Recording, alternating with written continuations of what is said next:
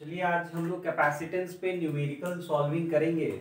इसमें हम लोग का फोकस होगा कि हम लोग सीबीएसई में जो पिछले 10 साल में पूछे हुए क्वेश्चंस हैं उस तरह के क्वेश्चंस को सॉल्व करेंगे और जो आगे आ सकता है उस तरह के क्वेश्चंस को सॉल्व करने की कोशिश करेंगे। तो चलिए शुरुआत करते हैं। आप लोग को मालूम है कि एक पैरेलल प्लेट कैपेसिटर अगर बीच में कुछ भी नहीं रखा हो तो उसका जो कैपेसिटेंस होता है वो है epsilon not A by D. जहां पे ये अगर दोनों पैरेलल प्लेट है तो उनके बीच का सेपरेशन ये डी होता है और यहाँ पे जो प्लेट है इस प्लेट का एरिया, इस प्लेट का एरिया यहाँ भी उतना ही प्लेट का सेम एरिया होगा, उसका एरिया ए है। और एप्सिलॉन नॉट क्या है? वो एयर का परमिटिविटी है। ठीक है। अगर मान लीजिए कि हम लोगों ने बीच में पूरा डाइइलेक्ट्रिक से भर दिया है, इसको हम लोग सी नॉट दे देते हैं। ठीक है, एयर है इसलिए। और बीच में अगर पूरा क्या भर दिया, डाइइलेक्ट्रिक भर दिया, तो कैपेसिटेंस सी जो होगा वो के टाइम्स ऑफ सी नॉट, जहां पे के क्या है? के इस डाइइलेक्ट्रिक का डाइइलेक्ट्रिक कांस्टेंट। ठीक है। अब इससे रिलेटेड कुछ क्वेश्चंस पूछे जाते हैं जो सीबीएसई फॉरेन वॉरेन वाले एग्जाम्स में पूछा हुआ है ना। तो क्योंकि वो प्रीवियस ईयर में है तो ऑल इंडिया या दिल्ली वाले एग्जाम में भी आ सकता है। इस तरह से डाइइलेक्ट्रिक देके पूछ दिया जाता है। ठीक है। तो पहले इसी तरह के क्वेश्चंस को कर रहे हैं, है ना। बीच में अगर पार्शियली फिल्ड डाइइलेक्ट्रिक हो तो कैसे सॉल्व करेंगे वो बाद में देखेंगे। मान लीजिए कि बीच में एक K1 डाइइलेक्ट्रिक है और एक K2 डाइइलेक्ट्रिक है और हमसे पूछा बताओ कि इक्विवेलेंट क्या होगा। ठीक है। तो हम लोग को C इक्विवेलेंट निकालना है पहले और उसके बाद K इक्विवेलेंट सोचना है। तो ये जो दोनों डाइइलेक्ट्रिक है अलग अलग है। मान लो इसका कुछ थिकनेस होगा, दोनों बराबर, जनरली आपके लिए तो आसान रहता है, जनरली वो बराबर रहेगा d/2 और ये भी d/2। तो आप देख रहे हैं d डिवाइड हो रहा है, लेकिन प्लेट को देखें तो प्लेट के एरिया में तो कोई बदलाव नहीं है ना। प्लेट का एरिया सेम है a, तो इस केस में एरिया सेम रहेगा। दूसरा आपको क्या सोचना है कि एक कैपेसिटर लगा हुआ है और उसके साथ दूसरा कैपेसिटर लगा हुआ, इस तरह से सोच के आपको बनना। ये जो दो कैपेसिटर आपको दिख रहा है, इसको एक कैपेसिटर, इसको एक कैपेसिटर, और इस तरह से जब कनेक्शन मानेंगे मतलब वो सीरीज कॉम्बिनेशन को दिखाता है। तो आपको पहले C1 लिखना है। C1 क्या लिखेंगे? तो देखिए पूरा भरा हुआ है K1 से। अब यहाँ हमने KC0 लिखा है, मतलब कि क्या लिखेंगे? K times of epsilon not A by D, है ना। तो यहाँ पे वही लिखना चाहें तो क्या लिखेंगे? K1 epsilon not, area divide नहीं हुआ, A डिवाइड A है ना, और D की जगह D/2। ठीक है। तो ये C1 हो गया। 2 आप चाहें तो ऊपर भी भेज सकते हैं, तो ये हो जाएगा 2K1 epsilon not A upon D। दूसरा C2 देखते हैं। C2 क्या लिखेंगे? सिमिलर एकदम, K2 epsilon not A upon, अब सेपरेशन d/2 हो गया ना दोनों में, तो 2K2 epsilon not A by D। C1 C2 हो गया। अब दोनों को अगर सीरीज अज्यूम करते हैं तो आपको मालूम है सीरीज के लिए 1/C इक्विवेलेंट इक्वल टू होता है 1/C1 प्लस 1/C2। तो उल्टा करके ऐड कर दो। इमेजिन करो कि उल्टा है, उल्टा होगा तो D कॉमन आ जाएगा, बाहर आ गया, है ना। और क्या होगा? 2 होगा, बाहर आ गया। एप्सिलॉन नॉट A होगा, बाहर आ गया, बच गया अंदर में 1/K1 प्लस 1/K2।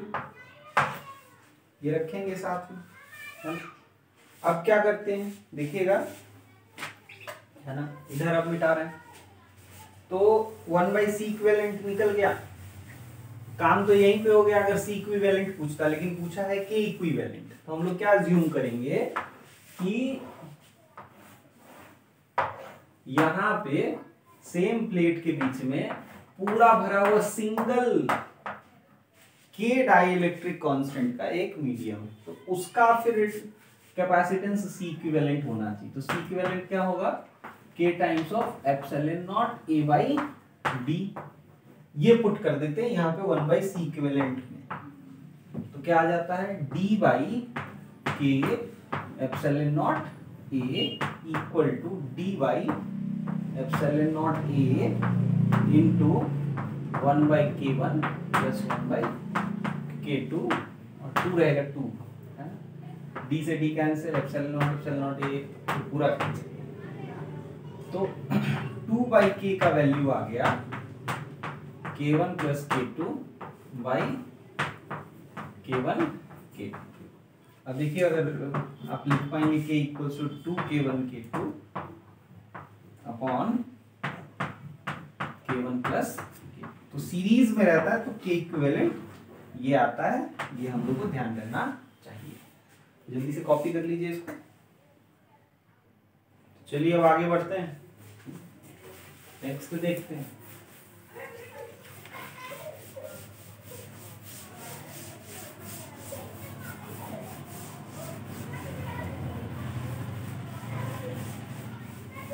देखिएगा दूसरा जो वेरिएंट पूछा जाता है इसी में, वो ऐसा रहता है। देखिए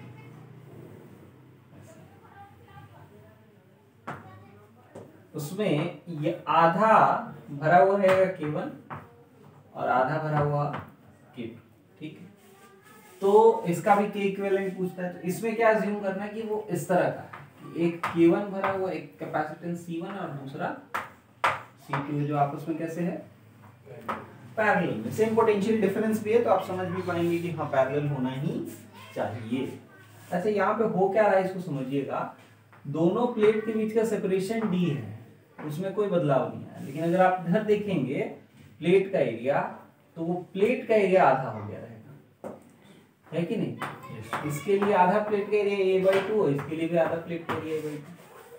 तो इसके लिए अगर C1 लिखेंगे तो वो लिखेंगे K1 into epsilon not a/2d, d same है। और इसके लिए C2 क्या लिखेंगे, K2 एप्सिलॉन नॉट a/2d। और बस अब इसमें तो आसानी है, C इक्विवेलेंट क्या होता है, इसके लिए C इक्विवेलेंट होता है C1 प्लस C2। तो ये लिखेंगे K1, पहले कॉमन सब निकाल लेते हैं, एप्सिलॉन नॉट a/d हो जाएगा K1/2 प्लस K2/2। तो ये क्या हो गया, ये आया। अच्छा C इक्विवेलेंट की जगह पे वैसे ही K into epsilon not a/d, ये पूरा कैंसिल हो गया कॉमन वाला का, K इक्वल्स टू क्या आ गया K1 प्लस K2/2, है ना, ये K इक्विवेलेंट हो गया। अब जब ये दोनों कर चुके हैं हम लोग, तो हम लोग और आसानी से इसको कर सकते हैं। मान लो हमारे पास इस तरह का सिचुएशन दे दिया, ये बीचों बीच है, ये हमारा प्लेट है, आधे में K1 भरा है, आधे में K2 भरा है, और आधे नेक्स्ट थर्ड पार्ट में K3 भरा है, और इसमें आपको K इक्विवेलेंट पूछ रहा है। तो ऐसे तो मुश्किल लगेगा कि हाँ भाई कैसे बनाया जाए, क्या किया जाए, लेकिन इसको आसान किया जा सकता है। इसमें भी आप क्या करेंगे, पहले इन दोनों को आप क्या कर लेंगे, सीरीज में कर लेंगे, ठीक है, और इसको पैरेलल में कर लेंगे। तो जो हमने तरीका बताया उससे आप ऐसे बना लेंगे तो सेम आंसर आ जाएगा। क्या आंसर आएगा, तो उसका एक और बढ़िया तरीका डायरेक्ट निकालने का, इसका K इक्विवेलेंट आप डायरेक्टली लिख सकते हैं। कैसे लिख सकते हैं देखिएगा, देखिए ये दोनों सीरीज में, तो दोनों जब सीरीज में है तो अभी हम लोग का निकला था 2k1 k2 upon k1 plus k2। अब इसका इक्विवेलेंट निकल गया, मतलब इतना हमने हटा के इस के का मटेरियल वहां पे पुट कर दिया।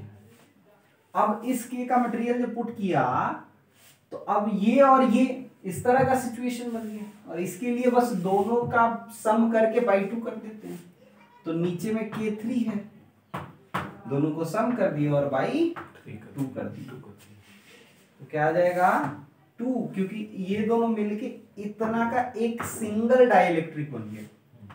ये हो जाएगा K3/2 plus K1 K2 upon K1 plus K2, ये आएगा फाइनली आपका K इक्विवेलेंट, है ना। हालांकि स्कूल एग्जाम में या बोर्ड एग्जाम में अगर आता है तो आप डायरेक्टली इसको यूज नहीं करेंगे, है ना। जो अभी सीरीज पैरेलल वाला मेथड बताए उस मेथड से आप बनाइए और उसको फिर यहां तक लाने की का प्रयास करें। चलिए, तो यहीं पर आके स्कूल लेवल का डाइलेक्ट्रिक वाला पोर्शन कंप्लीट हो गया। इससे ज्यादा टफ क्वेश्चन नहीं पूछा जाएगा।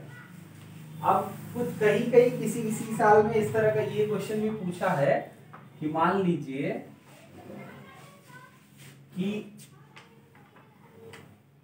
ये हमारे पास एक T थिकनेस का डाइलेक्ट्रिक, अभी तक जो पढ़ रहे थे ना उसमें फुल्ली फिल्ड डाइलेक्ट्रिक था, अब पार्शियली फिल्ड डाइलेक्ट्रिक है, T थिकनेस का, डाइलेक्ट्रिक कांस्टेंट अभी भी K है। हम लोग को बताना है कि भाई इस कैपेसिटर का कैपेसिटेंस क्या होगा। प्लेट एरिया A दिया हुआ है, सेपरेशन अभी भी D दिया हुआ है, ठीक है। कैसे निकालते हैं? तो देखिए, जनरल कैपेसिटेंस निकालने का तरीका ये होता है कि हम लोग पहले पोटेंशियल डिफरेंस निकालें, किसके किसके बीच का, दोनों प्लेट्स के बीच का पोटेंशियल डिफरेंस, और Q/V कर देंगे तो कैपेसिटेंस निकल जाएगा। तो मान लीजिए कि यहाँ पे कुछ इलेक्ट्रिक फील्ड किसकी वजह से है, मान लीजिए ये सिग्मा है चार्ज डेंसिटी और ये है माइनस सिग्मा। आपको मालूम है कि यहाँ पे चार्ज Q होगा और यहाँ पे माइनस Q होगा, जहाँ पे Q/एरिया आप जब करते हैं तो वो सिग्मा आता है सरफेस चार्ज डेंसिटी। तो देखिए, हवा में जब तक है तो इलेक्ट्रिक फील्ड E0 है, और अंदर में हमको मालूम है कि इलेक्ट्रिक फील्ड क्या हो जाता है, बोलो, E0/K, 1/K टाइम्स हो जाता है। और फिर हवा में आ गए तो फिर E0 आ गया वापस, ठीक। तो अब इलेक्ट्रिक फील्ड जो होगा पॉजिटिव चार्ज से नेगेटिव चार्ज ही होगा, और in the direction of electric field potential decrease करता है, और उसके बीच का ये रिलेशन होता है, अगर आपको याद हो, V = E × D होता है कि नहीं। कैपेसिटेंस हमने इसी तरह से डिराइव किया। तो अगर ऐसा है, अब हम लोग यहां पर देखते हैं कि यहाँ पर पोटेंशियल डिफरेंस भी क्या है। तो देखिएगा, E0 × D - T हो जाएगा। क्यों? T डिस्टेंस तक वो डाइलेक्ट्रिक में हम चल रहे हैं, और D - T डिस्टेंस तक एयर में चल रहे हैं। तो एयर वाला फील्ड इंटू एयर का डिस्टेंस प्लस डाइलेक्ट्रिक वाला फील्ड E0/K इंटू डाइलेक्ट्रिक का थिकनेस, ये टोटल पोटेंशियल डिफरेंस हो गया। जहां पे E0 खुद क्या है, तो आपको प्लेट के बीच का इलेक्ट्रिक फील्ड पता होना चाहिए। दोनों ही प्लेट क्रिएट करता है, ये सिग्मा है, ये माइनस सिग्मा है, दोनों क्रिएट करता है सेम डायरेक्शन में, और वो 2 टाइम्स ऑफ सिग्मा/2 एप्सिलॉन नॉट होता है ना, यानी सिग्मा/एप्सिलॉन नॉट, यही E0 है। तो आप देखिए E0 को कॉमन ले सकते हैं, तो E0 आपने कॉमन लिया, ये आ गया D - T plus T/K। E0 का वैल्यू क्या पुट कर दें, sigma epsilon not into D - T plus T/K, है ना। V, अब हमको V चाहिए चार्ज के टर्म्स में, तो सिग्मा की जगह क्या लिख सकते हैं, area into epsilon not into D - T plus T by K, है ना। अब देखिए हमारा V आ गया इन टर्म्स ऑफ चार्ज, काम ऑलमोस्ट हो चुका है। कैपेसिटेंस का जो वैल्यू होता है वो होता है epsilon not A by Q by V use कर लेते हैं। तो Q बाई V का वैल्यू जो आया उसको रख देते हैं। तो Q by A epsilon not into D minus T plus T by K। Q से Q कैंसिल हो गया, ये ऊपर चला जाएगा। तो C का वैल्यू आ गया epsilon not A by D minus T plus T by K। ये अब देखिए इसके अंतर्गत बहुत सारी स्पेशल चीजें होती हैं। नॉर्मल कैपेसिटर का कैपेसिटेंस भी आप निकाल सकते हैं, और भी बाकी बहुत सारी प्रूफ यहाँ पे हम लोग कर सकते हैं। तो इसके स्पेशल केस में हम लोग कैपेसिटेंस के बहुत सारे वैल्यूज को निकालेंगे।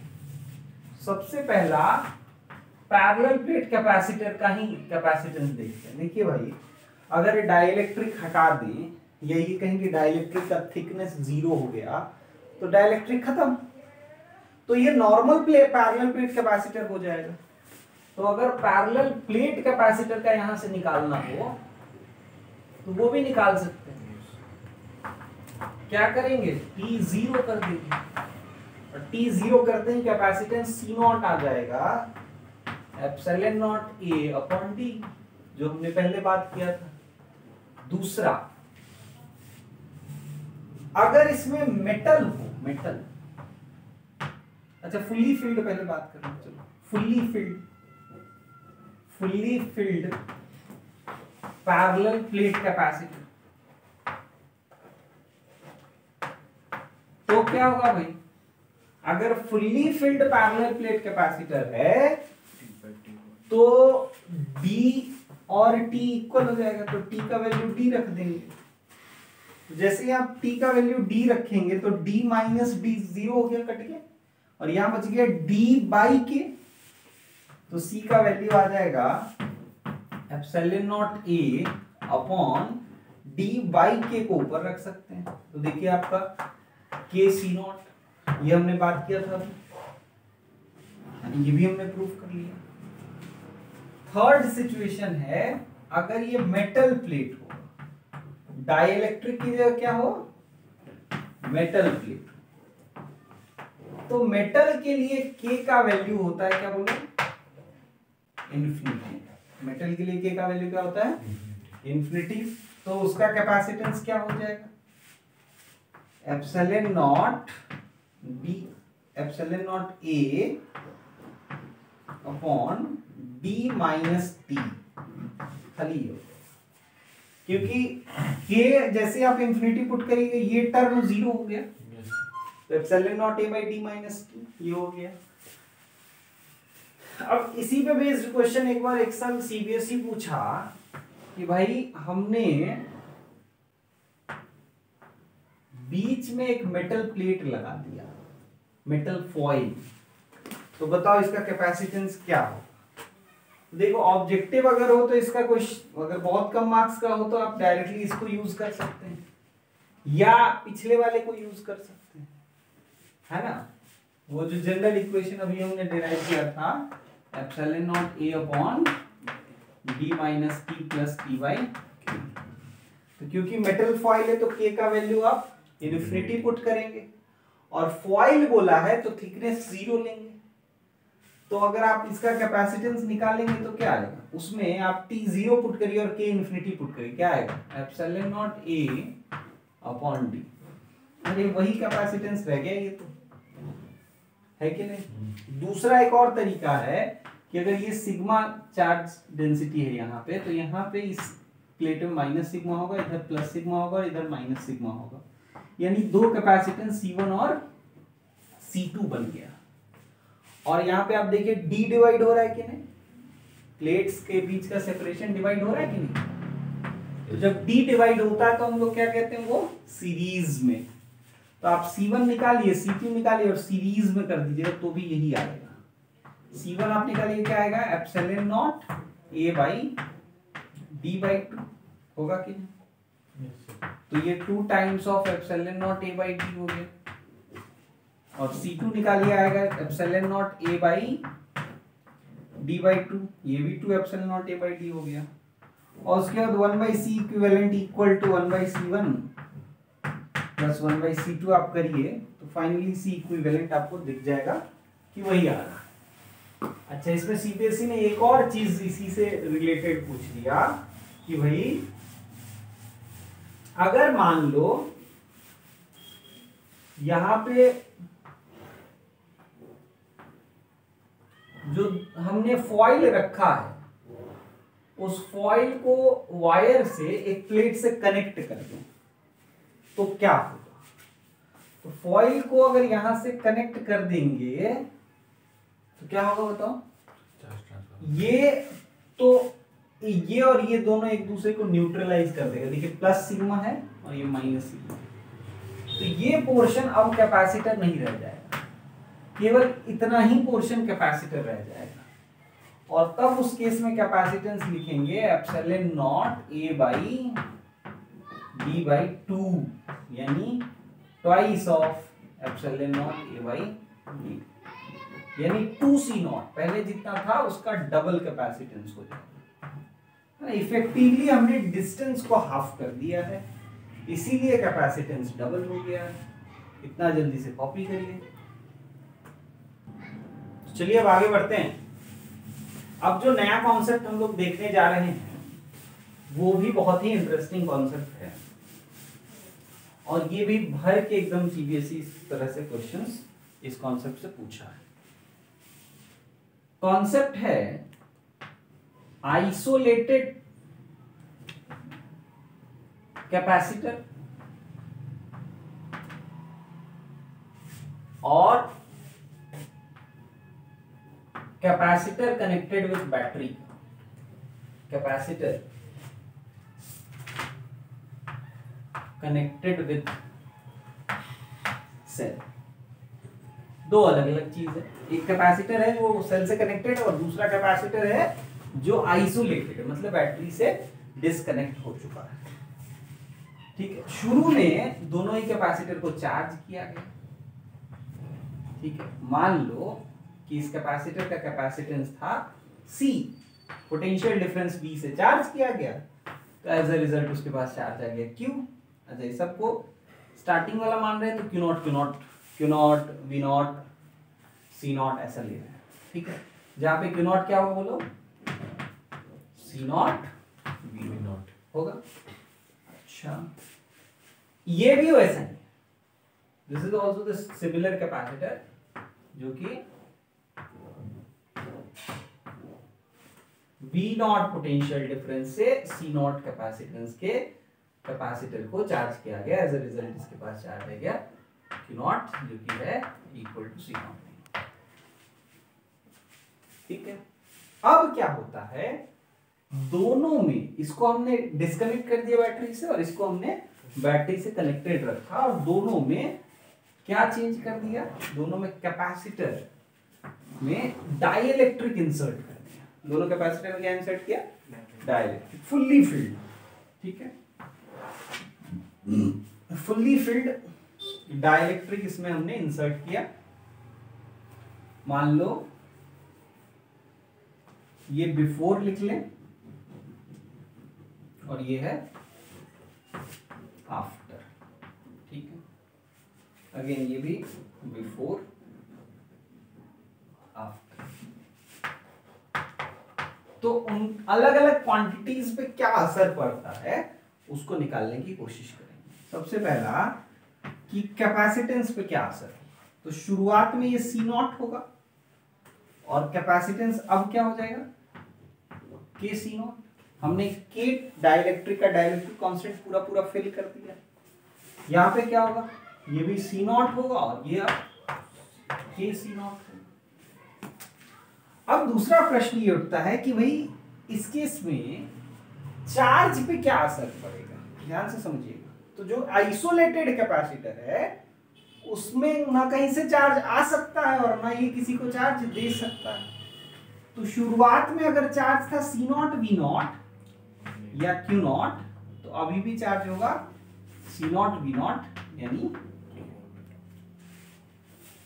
यहां पे क्या स्थिति होगी, इस केस में चार्ज बदल जाएगा। कैसे बदलेगा वो आएंगे देखेंगे। थर्ड पॉइंट पहले यहां पे बात कर लें।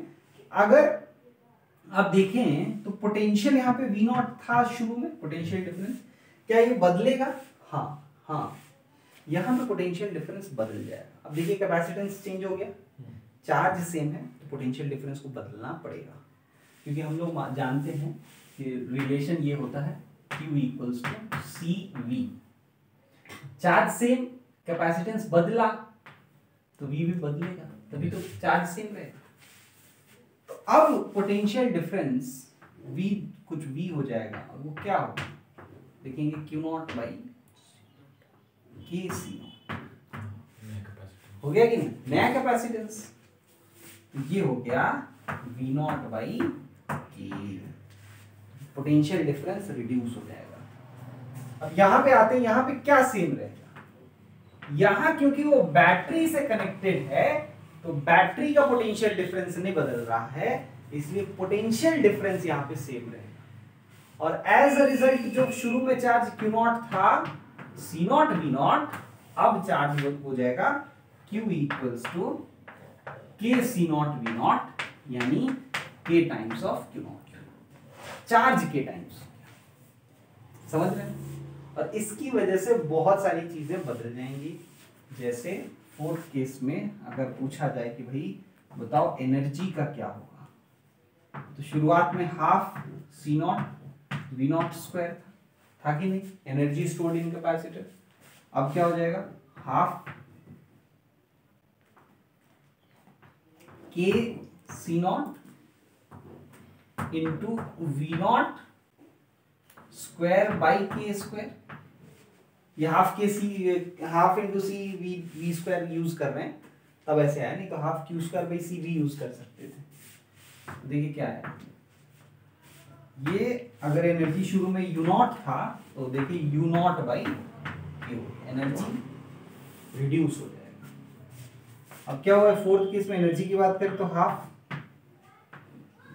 सी नॉट वी नॉट स्क्वायर, यहां भी होगा, यहाँ पे क्या हो जाएगा एनर्जी, ये यू नॉट ले लो, अब जो एनर्जी होगा वो हो जाएगा half K C not V not square, V not तो same K times U not हो गया।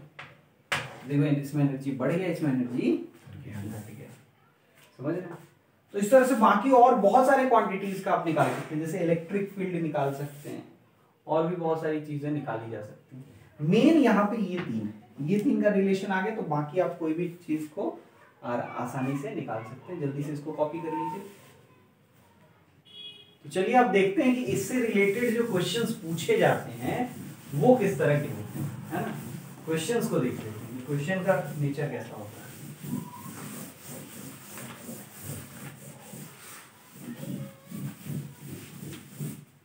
देखिएगा जो क्वेश्चन है, मान लीजिए इस तरह से पूछता है,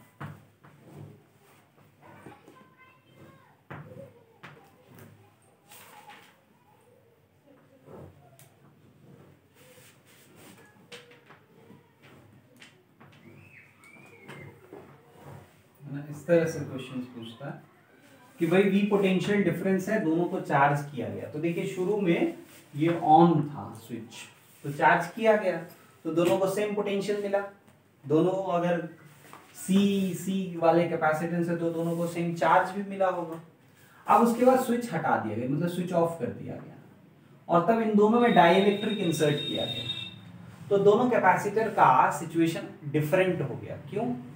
ये जो है this is still connected with the cell, और ये आइसोलेटेड कैपेसिटर हो गया। तो अगर मान लो एनर्जी स्टोर्ड इनिशियली और फाइनली का रेशियो पूछे, कुछ भी पूछ सकता है, तो इनिशियली कितना एनर्जी स्टोर्ड होगा, हाफ सी वी स्क्वायर का डबल। दोनों के पास हाफ सी वी स्क्वायर होगा। और फाइनल एनर्जी अगर U2 देखा जाए तो आप प्रूफ कर पाएंगे, एक का हो जाएगा half C V square by K, और दूसरे का हो जाएगा k times half C V square. Yes तो हाफ सी वी स्क्वायर आप कॉमन ले सकते हैं, तो ये हो जाएगा 1/k प्लस k। मान लीजिए U2/U1 पूछा कि final energy stored by initial energy stored, बताओ क्या होगा। तो finally half C V square into 1/k plus k divided by C V square, यही आ रहा है ना। Twice of half C V square करेंगे तो सी वी स्क्वायर ही आ जाएगा। तो 1 plus k square upon 2k, ये हो गया U2/U1। समझ रहे हैं? अच्छा चार्ज वेज पूछे तब तो बहुत ही आसान है आपके लिए कि चार्ज किस तरह से बदलेगा, है ना। दोनों का पोटेंशियल में क्या चेंज होगा, दोनों के कैपेसिटेंस में क्या चेंज होगा। एनर्जी थोड़ा डिफिकल्ट होता है, वही लेके एग्जांपल समझा दी, जल्दी से इसको कॉपी कर लीजिए। चलिए कुछ क्वेश्चंस अब हम लोग कॉम्बिनेशन ऑफ कैपेसिटर पे भी देख लेते हैं, है ना। अगर कैपेसिटर के कॉम्बिनेशन से रिलेटेड क्वेश्चंस आते हैं तो उनको कैसे हम लोग टैकल करेंगे उसको देखते हैं। क्वेश्चन कुछ इस तरह का एक दो बार पूछा है सीबीएसई,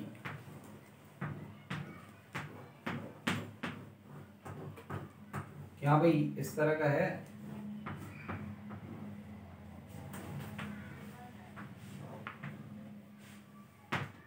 ट्वेल्व माइक्रोफैराड ईच है,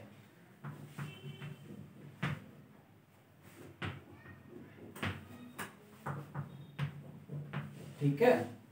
हम लोग को बताना है कि चार्ज ऑन ईच कैपेसिटर क्या होगा अगर ए और बी के बीच का जो पोटेंशियल डिफरेंस हम अप्लाई कर रहे हैं वो 500 वोल्ट, ठीक है। चलिए इसको सॉल्व करते हैं। बहुत आसानी से आपको दिख रहा है कि ये तीनों सीरीज में है और ये उसके साथ पैरेलल है। तो अगर ये तीनों सीरीज में है तो 1/12 प्लस 1/12 प्लस 1/12 यही 1/c इक्विवेलेंट होना चाहिए। CS लिख देते हैं सीरीज के लिए, तो 3/12 हो जाएगा, यानी 1/4, यही 1/CS हो गया। CS का वैल्यू क्या है 4 माइक्रोफैराड, है ना। ये जो 4 माइक्रोफैराड होगा वो 12 के साथ क्या होगा, पैरेलल में होगा। तो C इक्विवेलेंट निकाल लेते हैं। C equivalent equal to 4 plus 12 यानी कि 16 माइक्रोफैराड। तो चार्ज निकाल लेते हैं।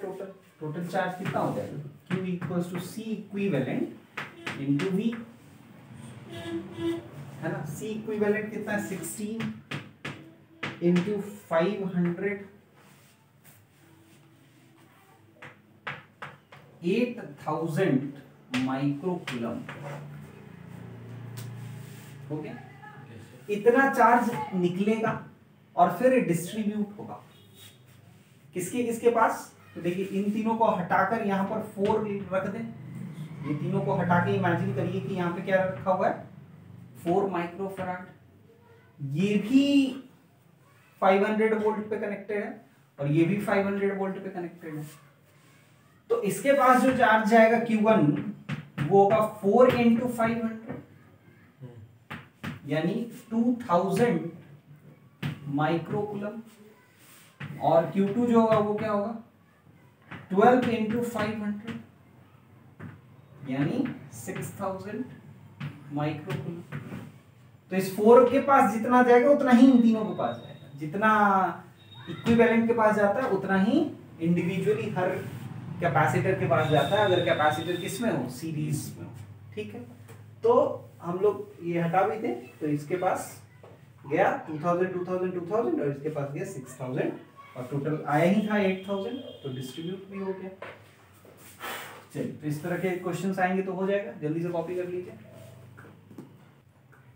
चलिए अब आगे बढ़ते हैं, एक और क्वेश्चन देखते हैं जो इसी तरह का सीरीज पैरेलल कॉम्बिनेशन की एनर्जी से रिलेटेड है, ठीक है। एनर्जी से रिलेटेड भी क्वेश्चन पूछा जाता है। एनर्जी का डेरिवेशन तो आपको आता ही है, हाफ सी वी स्क्वायर उसका फॉर्मूला होता है। मान लीजिए कि ये क्वेश्चन पूछा कि हमारे पास दो कैपेसिटर है, दे आर इन पैरेलल, और उसके साथ एक कैपेसिटर है इट इज इन सीरीज, और उसको कनेक्ट कर दिया हमने कुछ बैटरी से कितना वोल्ट है नहीं दिया हुआ। ये 6 माइक्रोफैराड, ये 12 माइक्रोफैराड और ये 3 माइक्रोफैराड। बोला कि एनर्जी स्टोर्ड इन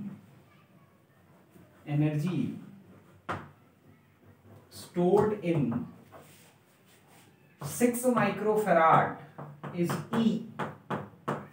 6 माइक्रोफैराड में एनर्जी स्टोर्ड है E। तो बताओ find energy stored in rest दो कैपेसिटर, है ना। Energy stored in 12 microfarad and 3 microfarad. इस तरह के क्वेश्चंस पूछे जाते हैं। अगर V दिया रहता तो बहुत ही आसान है, सबके क्रॉस का V निकाल लीजिए और उसके बाद आप half C V square use कर लीजिए। यहां पे V नहीं दिया, कोई बात नहीं। हम लोग इस दोनों का अगर कॉम्बिनेशन करें कितना आएगा भाई, दोनों का इक्विवेलेंट आएगा 18 माइक्रोफैराड, ठीक है। और इधर 3 माइक्रोफैराड। पहला तो ये बात क्लियर हो गया, चलो कोई बात नहीं। दूसरा एक और इंपॉर्टेंट चीज आप सोचें कि यहाँ जो पोटेंशियल V होगा वही पोटेंशियल यहाँ भी होगा। या अगर V1 लेंगे तो ये V1, ये भी V1 और यहाँ आएगा V2। इस तरह से कि V1 plus V2 must be V applied voltage के बराबर। अब देखिए ये V1 है तो इसमें एनर्जी स्टोर्ड कितना होगा, हाफ 6V1 स्क्वायर, और ये दिया हुआ है E, तो इसमें एनर्जी स्टोर्ड कितना होगा, हाफ 12V1 स्क्वायर, तो एनर्जी हो जाएगा 2E। So what is energy stored in 12 microfarad? E के टर्म्स में आंसर करना है, तो होगा 2। आया समझ? अब V1 के टर्म्स में अगर हम V2 निकाल दें तो काम हो जाएगा। अब देखिएगा यहां पे एक कैपेसिटर लगा दिया हमने 18 और यहां पे लगा दिया 3। 18 और 3। अब अगर हम लोगों को V1 और V2 में रिलेशन निकालना है, देखिए सीरीज में है तो सेम चार्ज होगा दोनों के पास, ठीक है। तो V1 कितना, Q by 18, Q by C 1, और V2 कितना होगा, Q by 3, Q by C 2, V2 है। चलिए तो आप देखिए क्या आप बता सकते हैं कि this is 6 times of V1। 6 से मल्टीप्लाई डिवाइड करिए तो Q बाई 18 इंटू 6 आ जाएगा 6V1। तो अगर 6V1 है तो आप अगर आपसे पूछा जाए भाई साहब बताओ एनर्जी स्टोर्ड इन 3 वाला क्या होगा, half into 3 into 36V1 square, दिख रहा है? अगर ऐसा है इसको हमको इससे कंपेयर करना है, half into 6 into V1 square, या ये कहें कि 3V1 स्क्वायर को आप E कह सकते हैं, 3 इंटू V1 स्क्वायर को आप E कह सकते हैं, तो 18 टाइम्स E हो जाएगा। तो energy stored in 3 microfarad is 18E। आया समझ में? जल्दी से कॉपी करिए। चलिए एक और वैरायटी का क्वेश्चन जो पूछा जाता है कैपेसिटर में, हम लोग जो यहाँ कर रहे हैं उसमें इतना इंश्योर करें कि हर वैरायटी को टच कर लें। इससे अगर आप प्रीवियस 10 ईयर के क्वेश्चंस को बनाना शुरू करेंगे तो आपसे वो सारे क्वेश्चंस बन जाएंगे। मान लीजिए इस तरह से आपको रेजिस्टर और कैपेसिटर मिला के क्वेश्चन दे दिया जाए, तो क्या कॉन्सेप्ट होगा वो समझना है। ये कैपेसिटर है, ये 2 वोल्ट सेल है, 10 ओम, 20 ओम और ये 6 माइक्रोफैराड। पूछा find charge on the capacitor in steady state.